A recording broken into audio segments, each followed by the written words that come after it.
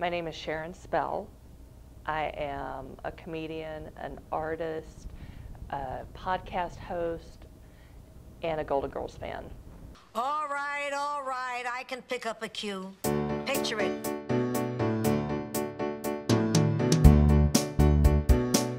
The list of the actors who played multiple roles on the Golden Girls, or as I call it, the Golden Girls doubles, it was a labor of love that started during a time of depression in my life when I was sad, actively watching television, and because it was on Lifetime 3-4 times a day in hour-long blocks, I would watch them. In watching the show and the series repeatedly, I saw the redundancies in it, and I saw actors who played multiple roles over the course of the series.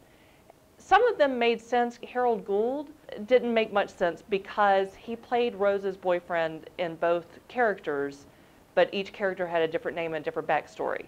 Given these facts, unless somebody has something else, we got enough to make an arrest. My, Mr. Officer, I do declare your sweet words could charm the morning dew right off the honeysuckle. Rue McClanahan's from Oklahoma, I think, so it's not an authentic accent, and it kind of spans the Southeast at different times, but it's fun. It's fun. You know, their characters, sometimes they're caricatures, but they're based in reality. An amateur's mistake. Can't you see that the chain accentuates the many folds of that turkey-like neck? I'm very curious about who did their hair and who did their styling. As far as clothes go, actually, I know Rue McClanahan had it in her contract that she got to keep all of her wardrobe, which her son then inherited after she died, and he auctioned Dorothy's wardrobe. I read somewhere she was not a fan of what they put her in, but she is a professional and would wear the drapery. She looked like that Carol Burnett sketch where she's, Scarlett O'Hara in a lot of her outfits. And I didn't question it when I was younger, but then as I grew older, I wondered, like, what is she wearing? What is that? It's a lot of drapes. It's a lot of fabric. I always thought she was maybe 6'3". She was 5'9". TV messes with you. It adds pounds, it adds years, it adds height, it adds all sorts of things. Well, you see, he's my baby brother, and I've always felt it was my responsibility to look out for him, so I can't just let him get married to just anybody. So do you love him? I do, very much. The Golden Girls came about during the Reagan years. And there were a lot of atrocities happening, if I can paint a broader brushstroke there.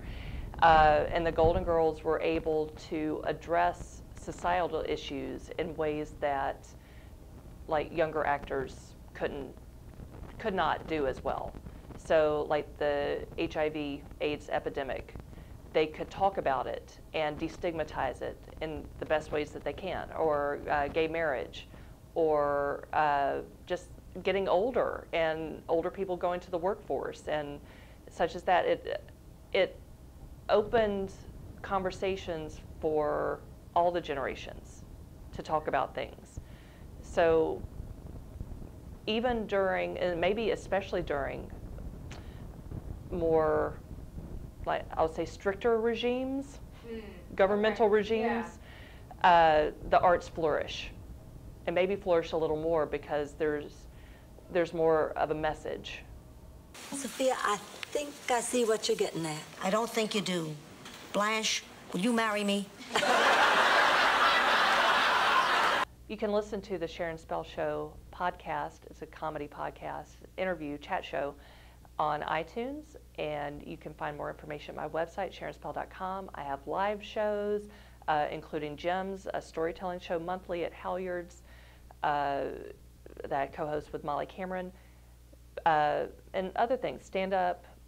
I make art, I paint your portrait, You can buy some pieces from my collection. Basically, yeah, it's all at SharonSpell.com. And how to stay golden. Stay golden. Situations unfold. Stay golden. Life lessons foretold. Stay golden.